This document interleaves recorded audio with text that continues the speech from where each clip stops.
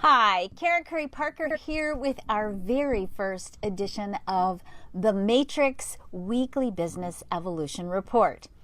In these reports, we will be reporting to you what the planetary movements are creating thematically in not only our personal lives, but most importantly in our businesses.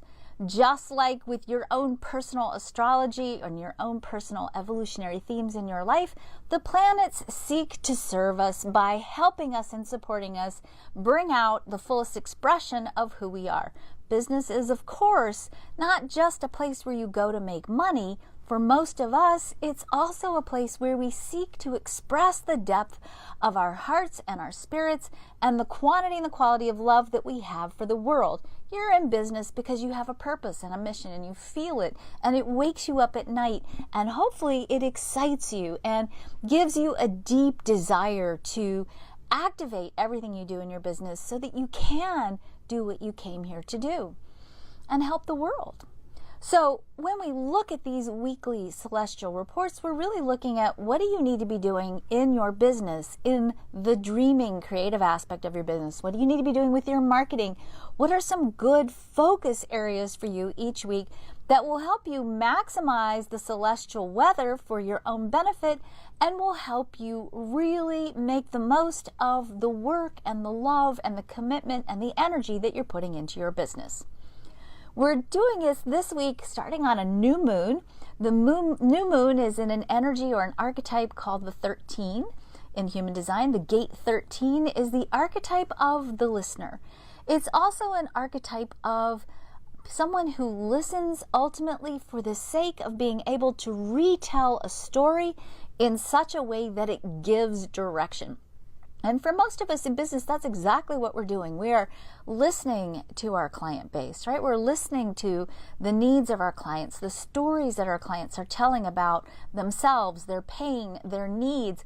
And from that listening, we are crafting for our clients a new story, a better story perhaps than what they're living right now. And we are giving them the tools, whether it's through healing, whether it's through writing, whether it's through speaking, whether it's through creating products or processes. We're giving our clients a way for them to actually begin to capitalize on and maximize the expression of an empowered new story in their life. We do with our work, we are able to help people turn points of pain into points of value. We give people the capacity and the power to reframe their stories so that they can take their life in a direction that better serves the truth of who they are. That's, again, what most of us are doing.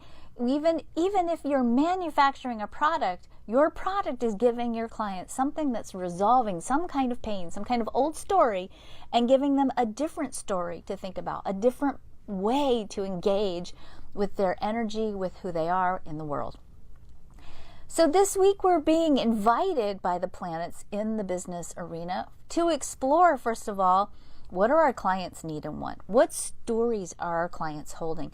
How can we better engage as listeners, as witnesses to our client's story so that we can ultimately be of greater service?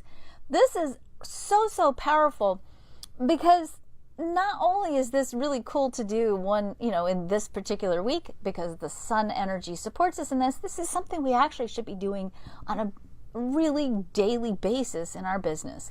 One of the biggest mistakes that I see business people make is we get so in love with what we're doing, so in love with the service that we have or the message that we have to bring, that we forget to listen to where our clients are at, to where our listeners are at, to what our clients need and want. And even though sometimes we're afraid that if we have to meet the needs of our clients, it means we have to water down our message or we have to change it.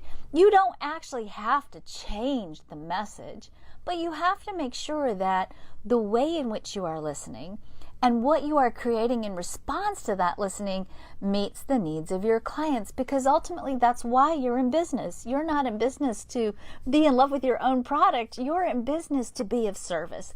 And we can't be of service as providers if we're not listening first.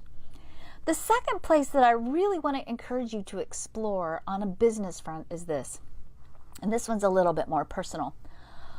What stories are you holding about yourself, your work, your worthiness, what you're contributing to the world that might be setting the tone for what you're willing to allow yourself to receive in your own business? One of the things that I see so commonly in business is that when you struggle to close a sale, or you struggle to make the sales, or you're really having a hard time promoting or sharing your work, a lot of times that's happening not because your product isn't amazing, not because you don't have the right platform or the right little, doohickey wing ding thing you want to, that's the latest trend du jour in marketing. You don't actually need all of that to be a business success. But what you do need is a story about who you are in the realm of business that holds your value.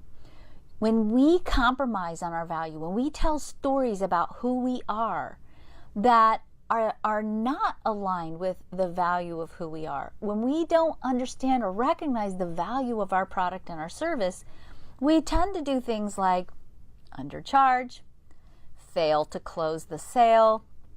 We are hesitant to even talk about the fees that we charge. You might even find that as soon as you start to approach the conversation about fee or your pricing with a client, that you start to immediately backpedal on it and you almost apologize for offering a fee for the service that you're providing, especially if you're in what I would call a heart-based service business. We tend to equate heart-based service business or spiritual business as being something that we need to divorce from finances. Here's the bottom line.